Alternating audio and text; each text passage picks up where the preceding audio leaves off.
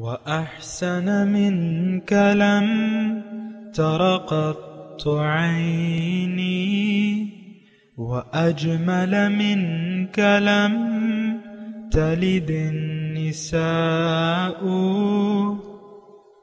خلقت مبرأ من كل عيب خلقت مبرأ من كل عيب كأنك قد خلقت كما تشاء كتاب أنزلناه إليك مبارك ليدبروا آياته وليتذكر أولو الألباب. یہ کتاب برکت والی ہے جسے ہم نے آپ کی طرف نازل فرمایا ہے تاکہ دانش مند لوگ اس کی آیتوں میں غور و فکر کریں اور نصیحت حاصل کریں. اللہم صلی علی سیدنا محمد وعلی آل سیدنا محمد بعدد کل ذرۃ مئۃ الف الف مرۃ. سامعین و ناظرین کرام، السلام علیکم ورحمۃ اللہ وبرکاتہ. سامعین کرام، سورہ محمد آیت نمبر 16 حصہ اول. آج کا موضوع، کیا ہم نے سوچ سمجھ کر اسلام قبول کیا ہوا ہے؟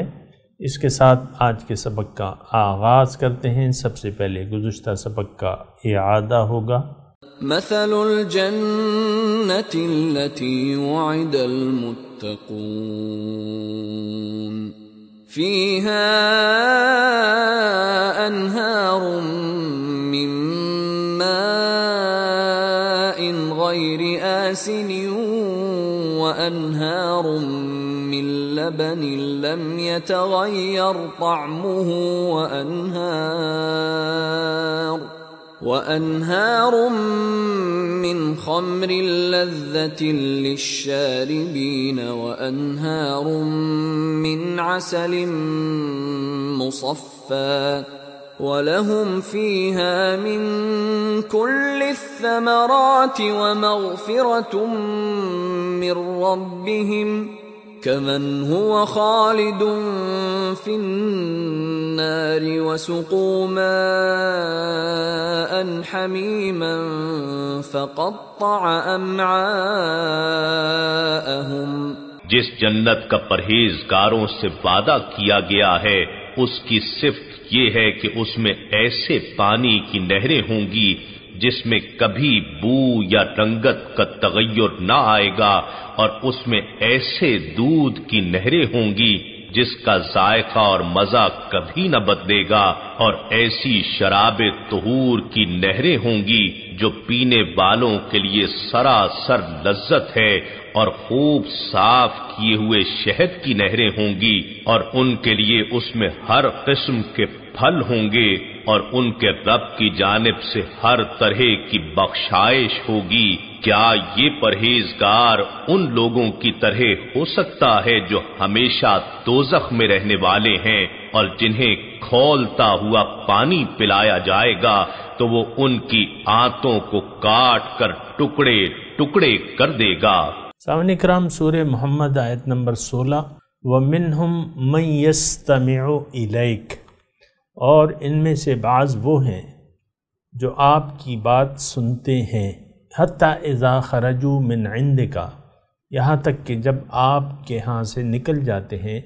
قالوا للذین، کہتے ہیں ان لوگوں کو، اوتوا العلم، جن کو علم دیا گیا ہے. ماذا قال، کیا کہا اس نے، آنفا، ابھی ابھی کیا کہا انہوں نے، ہمیں تو سمجھ میں نہیں آیا. اولئک الذین طبع اللہ علی قلوبہم، یہی وہ لوگ ہیں جن کے دلوں پر اللہ تعالیٰ نے مہر لگا دی ہے. واتبعوا اہواءہم، اور یہ اپنی خواہشات کی پیروی کرتے ہیں. سامعین کرام، جنتیوں کا اور دوزخیوں کا حال تو بیان ہو گیا. اب منافق، یعنی اب تک اگر آپ دیکھیں تو تذکرہ کافروں کے لفظ سے تھا۔ یہ صورت آپ نوٹ کر لیں کہ مدنی ہے، اور مدنی میں غزوہ احد سے پہلے یعنی 2 ہجری کے اوائل میں، کیونکہ غزوہ احد ہوا تھا رمضان میں، تو یہ اس سے پہلے کی صورت ہے، لیکن یہ مدنی ہے۔ مدنی صورت کا مطلب یہ ہے کہ حضور صلی اللہ علیہ وسلم جب ہجرت کر کے مدینہ تشریف لائے تو اس وقت معاشرے میں 3 قسم کے لوگ تھے۔ ایک تو یہود تھے، وہ آپ کو معلوم ہے، اور دوسرے مسلمانوں میں نہیں، پھر ایک مشرکین تھے جو ابھی تک کنورٹ نہیں ہوئے تھے، اسلام انہوں نے قبول نہیں کیا تھا، اور پھر کچھ مسلمان تھے، اس میں مخلص بھی تھے اور غیر مخلص بھی تھے۔ اچھا، پھر مسلمانوں بھی سامعین اکرام یہ بات نوٹ کر لیں، منافق اور کمزور ایمان والے، منافق کا تو ایمان ہوتا ہی نہیں ہے، یعنی ان کا ایمان کمزور نہیں بلکہ ایمان سے خالی ہوتے ہیں ان کے دل، کیونکہ دل سے وہ ایمان نہیں لائے ہوتے ہیں نا۔ دیکھیں اس میں تھوڑا سا آپ فرق کریں، یعنی فرق ملحوظ خاطر رکھیں کہ منافق اعلیٰ درجے کے کامل یقین والے مومن اور کمزور درجے کے جو مسلمان ہیں۔ بہرحال یہ تو ہم اپنا محاسبہ کر کے خود ہی اندازہ لگائیں گے کہ ہمارا ایمان، بہرحال آج کے حساب سے اگر میں آپ کو کہوں کہ آج اکثریت ان لوگوں کی ہے جن کے دل ایمان سے خالی ہیں، کیونکہ ہمیں تو اپنے دین کا پتہ ہی نہیں ہے سامعین کرام کہ ہمارا دین ہے کیا، حضور کی دعوت ہے کیا، اللہ کی توحید کا مطلب کیا ہے یا اس کی ضرورت کیا ہے، اللہ پہ ایمان کا مطلب تک ہمیں معلوم نہیں ہے۔ یہ میں پورے دعوے سے کہہ رہا ہوں، کیونکہ اگر آپ دیکھیں نا تھوڑا سا کہ حضور صلی اللہ علیہ وسلم نے جو دین پیش کیا، تو اب یہ ہے نا کہ ان کی دعوت تو اللہ تعالیٰ کی طرف سے اور اس کا طریقہ بندگی تھا اس کی، تو آج وہ دن ہے کہ ہمیں نہ تو دعوت حضور کی دعوت کا پتہ ہے کہ حضور کی دعوت ہے کیا، کیونکہ ہم سب لوگوں نے تقریباً اپنا رخ جو ہے وہ دنیا کی طرف کر لیا ہے، دنیا کے لیے اپنی زندگی گزار رہے ہیں۔ یہ بہت محاسبے اور سوچنے کی بات ہے کہ ہم اپنا محاسبہ کریں کہ ہم میں ایمان کا کوئی رتی برابر ایمان ہے۔ یہ جو عام طور پہ ہم ایمان کا دعویٰ کرتے ہیں، یہ تو ہمارا جدی پشتی جو اسلام ہمیں وراثت میں ملا ہے، جیسے کہ آج ایک یہودی کا بیٹا یہودی ہے، قادیانی کا بیٹا قادیانی ہے، اور مسلمان کا بیٹا پھر مسلمان کہلائے گا۔ حالانکہ ان سب نے، آپ دیکھیں نا، یہ یعنی قادیانیت کی تو یعنی اس میں حق کا کوئی شائبہ نہیں ہے، انہوں نے تو حضور کی ختم نبوت کا انکار ہی کر دیا ہے۔ ایک اور شخص کو جو یعنی جس کے دعوے اگر آپ دیکھ لیں، اس کی کتابیں بڑی بڑی ہیں، اس کو وہ پیغمبر مانتے ہیں اللہ تعالیٰ کا، یعنی اتنی واضح طور پہ ان کے یعنی قادیانیت جو ہے اس کا رد ہو چکا ہے، اور وہ مردود ہیں، رد ہے، دین میں رد ہے۔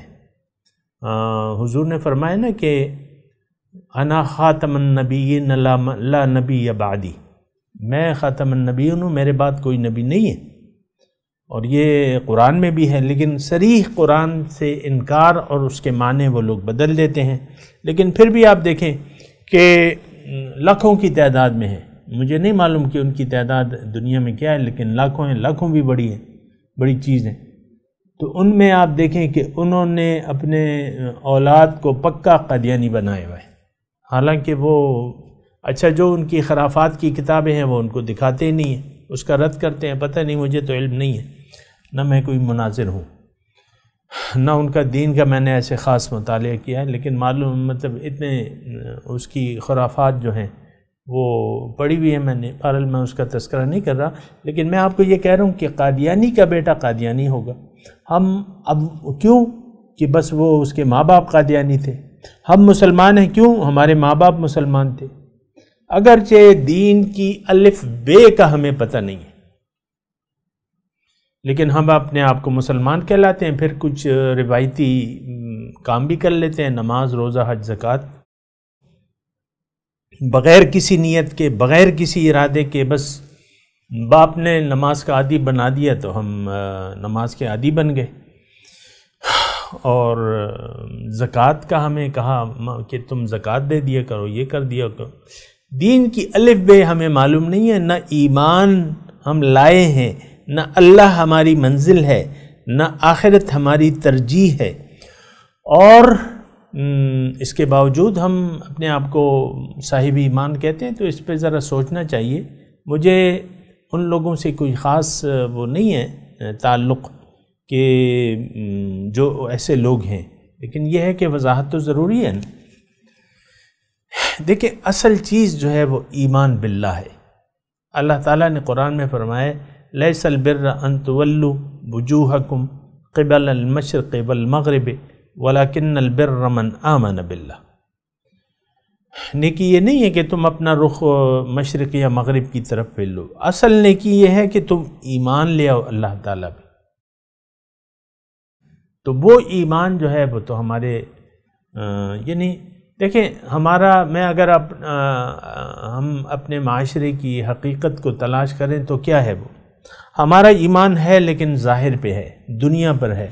اور میں آپ کو ثبوت کے طور پہ بتاتا رہتا ہوں کہ آج معاشرے کے چلن کو دیکھ لیں، کس ڈھب اور کس یقین سے وہ زندگی گزار رہے۔ اور میں آپ کو یہ بھی بتا دوں کہ یقین ہمارا صرف ظاہر پر ہے، بس قصہ ختم، بس یہی دنیا ہے، یہی کمانا ہے، یہی کامیابی ہے، یہی مستقبل ہے، اور نہ کمایا تو یہی نقصان کی جگہ ہے۔ سارا معاشرہ اسی رنگ میں رنگا ہوا ہے سامعین کرام۔ بہرحال اس بات پہ غور کی ضرورت ہے۔ میں آپ کو عرض کر رہا تھا کہ مدینے کی میں بات کر رہا تھا۔ ابھی چونکہ یہ آیات، بہت سی آیات منافقوں کے بارے میں آ رہی ہیں سامنے کرام، تو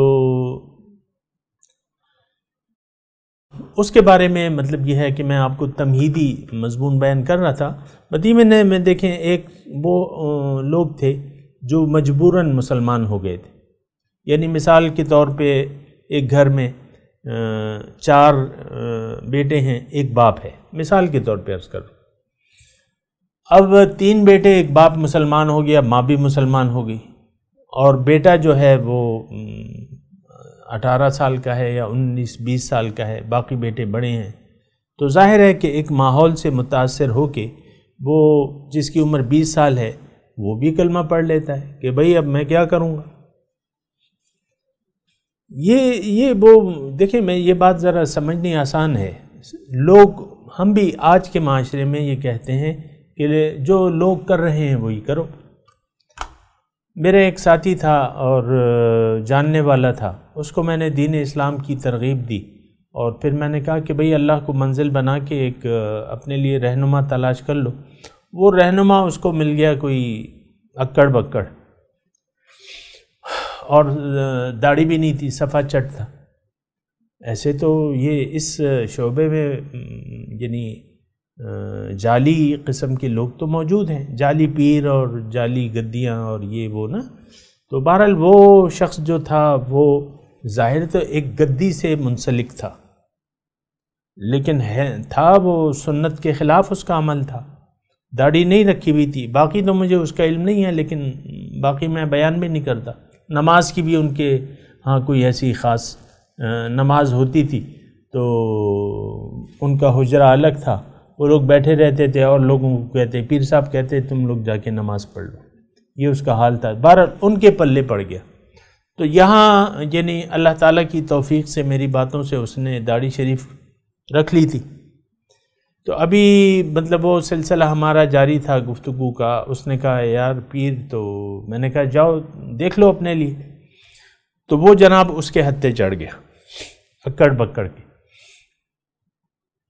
اس نے وہ داڑھی اس سے منڈوا دی کہ بھئی لوگ جس طرح زندگی گزار رہے ہیں، کیا تم نے اپنے آپ سے ملا بنا لیا؟ یعنی اس قسم کے الفاظ کہے اس نے. لوگ جس طرح کر رہے ہیں اس طرح زندگی گزارو. یہ ہماری ایک بہت بڑی یعنی ایک خامی ہے کہ لوگ جو کر رہے ہیں، ناک کٹ جائے گی، لوگ کیا کہیں گے. بھئی لوگوں سے تمہارا لینا دینا کیا ہے؟ معاشرے سے. تم تو اللہ تعالیٰ کے بندے ہو، تمہیں اللہ تعالیٰ نے پیدا کیا ہے، تم اللہ کی بندگی کرو، اس کو منزل بنا کے رسول کے طریقے کے کو اپنا لو. اب وہ جو ہے اکڑ بکڑ تو اس نے یعنی مجھے بڑی تکلیف ہوئی بہرحال. لیکن میں آپ کو یہ واقعہ اسی لیے سنا رہا تھا کہ ہم لوگ عام طور پہ کہ لوگ جو کہتے ہیں، آپ دیکھ لیں خواتین میں فیشن کا جو رواج ہے، اور بس رواج بدلتے رہتے ہیں، کبھی کیا رواج ہے، کبھی کیا رواج ہے. کبھی آستینیں جو ہیں 1 فٹ کی آستینیں ہوں گی، اور کبھی جو ہے 6 انچ کی ہو جائیں گی، کبھی کیا ہوگا. تو بس خواتین اس کے پیچھے، خواتین ناراض نہ ہو، میں ویسی بات کر رہا ہوں معاشرے کی، ورنہ یہ مرد و خواتین سارے جو ہیں ایک ہی تھیلی کے چٹو بٹے ہیں. یعنی سب خواہشات نفس ہے. اور اس سورہ محمد میں آپ دیکھیں وَاتَّبَعُوا أَهْوَاءَهُمْ، ہم جو ابھی آیت نمبر 16 پڑھ رہے ہیں، ابھی آپ اس میں پڑھیں گے کہ یہ منافق جو ہے اپنی خواہشات کی پیروی کرتے ہیں. تو بہرحال میں وہ مدنی زندگی کا آپ کو بتا رہا تھا ایک نقشہ، کیونکہ یہ باقی آیات جو ہیں تقریباً یہ تمام منافقوں کے ارد گرد گھومتی ہیں، ان کے حالات ہیں، ان کے واقعات ہیں.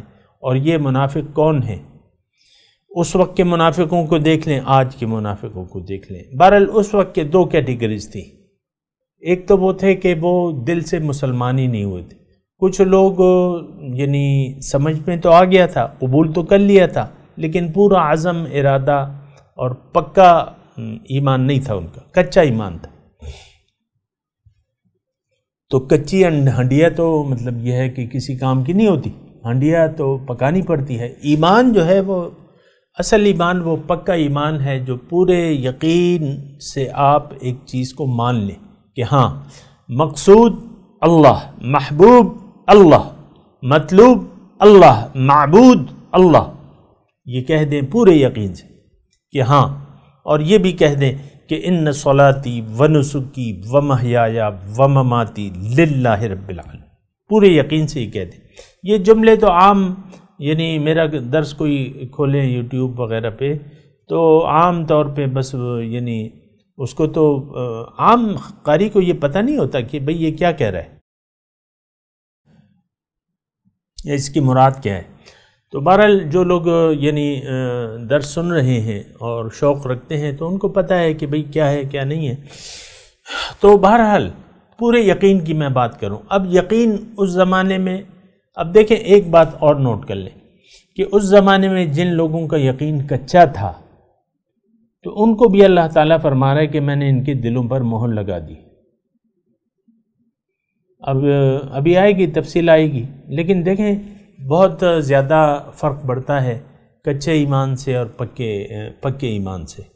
ہمارا عام طور پہ، یہ تو میں آپ کو کہہ رہا ہوں کہ ہمارا عام طور پہ ایمان دل کا ایمان، کیونکہ تو ہم نے تو دین کو سمجھا ہی نہیں ہے نا صاحب نکرام.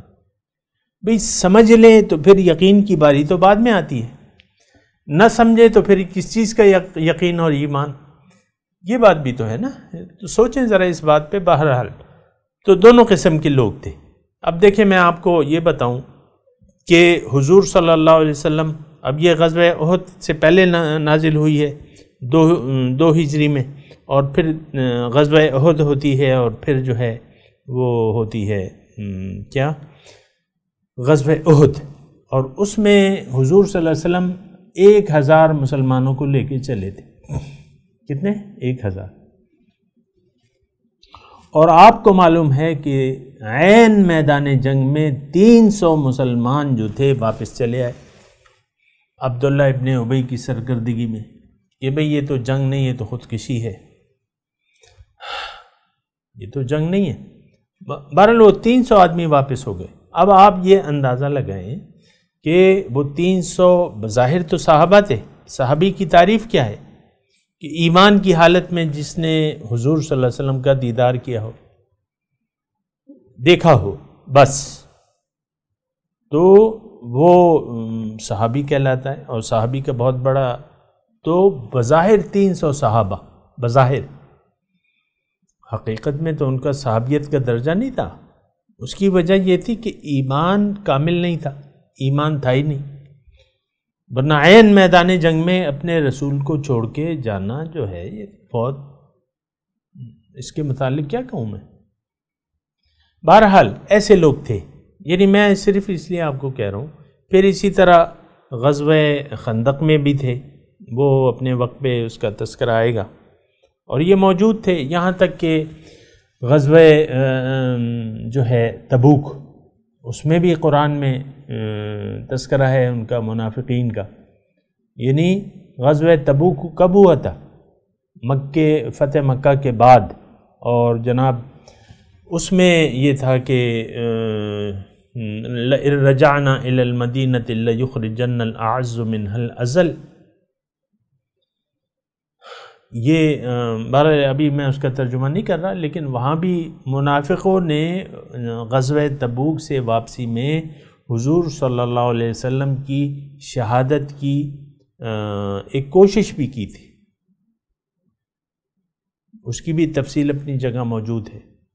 یعنی غزوہ تبوک سخت ترین معرکہ تھا، جس کا قرآن میں اچھے تفصیل سے ذکر ہے، لیکن اس میں بھی منافقین چلے گئے.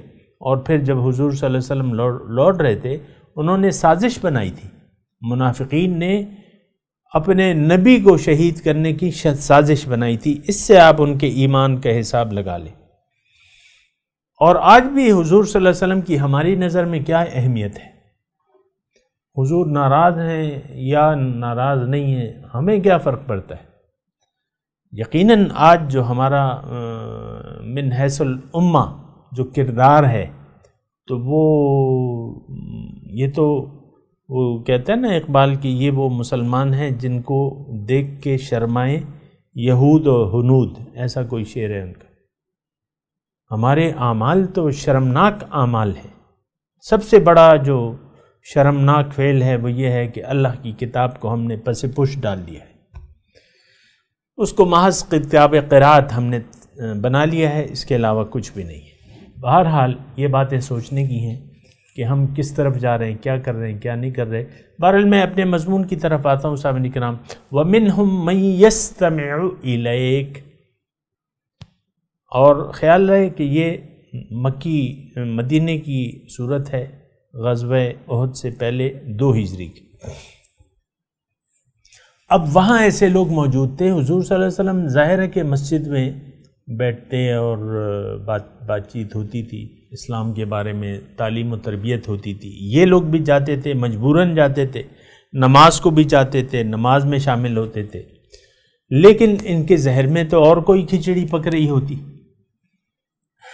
جب جیسے کہ اب میں درس کر رہا ہوں تو یعنی خواتین بھی سنتے ہیں، حضرات بھی سنتے ہیں. بعض اوقات کچن میں کوئی خاتون، تو انہوں نے درس بھی لگا لیا ہے اور وہ بریانی بھی شروع کی ہوئی ہے انہوں نے پکانی، مثال کے طور پہ اس کا، یا کسی اور کام میں مشغول ہو گئی ہیں. درس لگا ہوا ہے، لوگ سمجھ رہے ہیں کہ درس سن رہی ہیں، وہ بیچ میں کوئی اور کام کر رہی ہیں،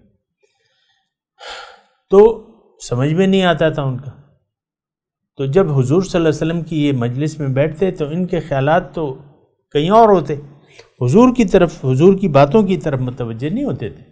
وَمِنْهُمْ مَنْ يَسْتَمِعُ إِلَيْكَ حَتَّى إِذَا خَرَجُوا مِنْ عِنْدِكَ، یعنی آپ کی مجلس میں اے رسول بیٹھ کے آپ کی باتیں تو بڑے غور سے سنتے ہیں، لیکن لگتا یوں ہے کہ غور سے سن رہے ہیں، لیکن اگر باہر نکلیں تو قالوا للذین اوتوا العلم، اور پھر پوچھتے ہیں کہ جن کو علم دیا گیا ہے، یعنی اور جو مخلص مومن ہیں ان سے پوچھتے ہیں ماذا قال آنفا، اس نے ابھی کیا کہا،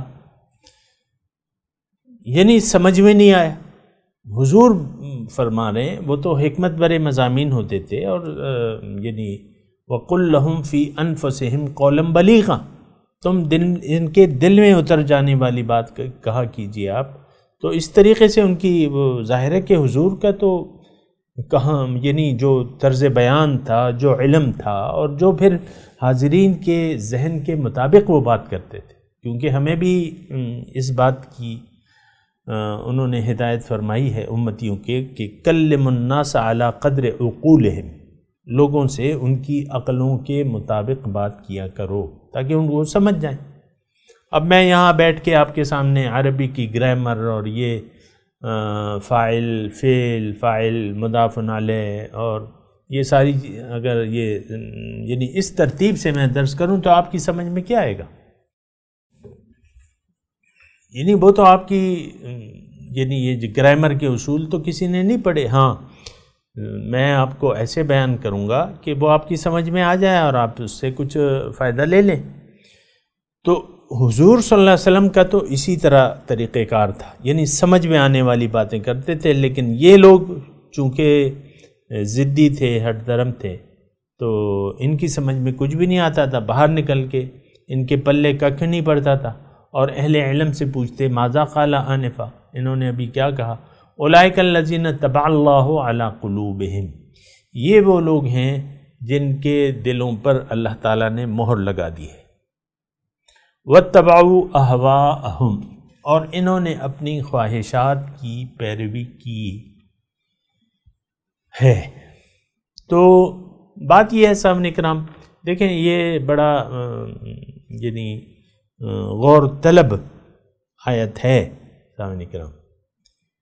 جن کے دل میں ایمان نہیں ہوتا، اس سے کافی نتائج اخذ ہوتے ہیں، جن کے دل میں ایمان نہیں ہوتا ان کو ایمان والوں کی باتیں سمجھ میں بھی نہیں آتی۔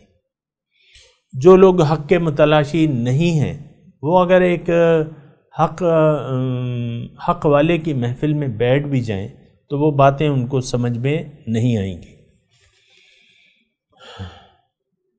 دیکھیں یہ آیت جو ہے ٹھیک ہے، اس کا شان نزول میں نے آپ کو بتا دیا، لیکن آج یہ کس طرح نافذ ہوگی، امپلیمنٹ ہوگی آج؟ اب یہی ہے، دیکھیں جہاں بھی آپ کسی مجلس میں جائیں تو آپ پہلے ایک تلاش کا جذبہ لے کے جائیں۔ کسی بھی آپ درس میں بیٹھتے ہیں پہلے تو تسلی کر لیں کہ ہم جس درس میں بیٹھ رہے ہیں یہ شخص جو ہے یہ حق بیان کر رہا ہے، سچ بیان کر رہا ہے، قرآن بیان کر رہا ہے۔ بعض تو قرآن کی آڑ میں اپنے قصے کہانیاں جو بھی ہیں آپ نے سنی ہوں گی یا نہیں سنی، اس سے میرا مطلب نہیں ہے، لیکن ایسے طریقے سے لوگ بیٹھ جاتے ہیں۔ بہرحال آپ نے پہلے یہ دیکھنا ہے کہ میں کس کے سامنے بیٹھا ہوں۔ اچھا یہ بات ابھی جاری ہے سامنے کرام، لیکن ہمارا وقت پورا ہے تو میں تلاوت کرتا ہوں، میرے ساتھ دہرائیے۔ اعوذ باللہ من الشیطان الرجیم، بسم اللہ الرحمن الرحیم، ومنہم من یستمع الیک حتی اذا خرجوا من عندک قالوا للذین اوتوا العلم ماذا قال آنفا اولئک الذین طبع اللہ علی قلوبہم واتبعوا اہواءہم۔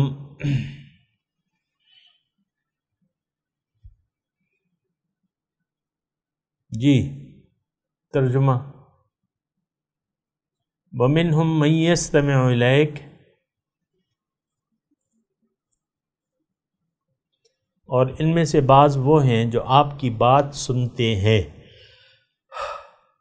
حَتَّى إِذَا خَرَجُوا مِنْ عِنْدِكَ، یہاں تک کہ جب آپ کی مجلس سے آپ کے ہاں سے نکل جاتے ہیں، قالوا للذین اوتوا العلم،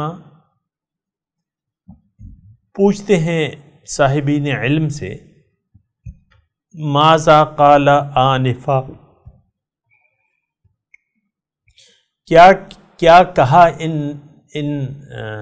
اس رسول نے ابھی آنفا ابھی اولئک الذین طبع اللہ علی قلوبہم،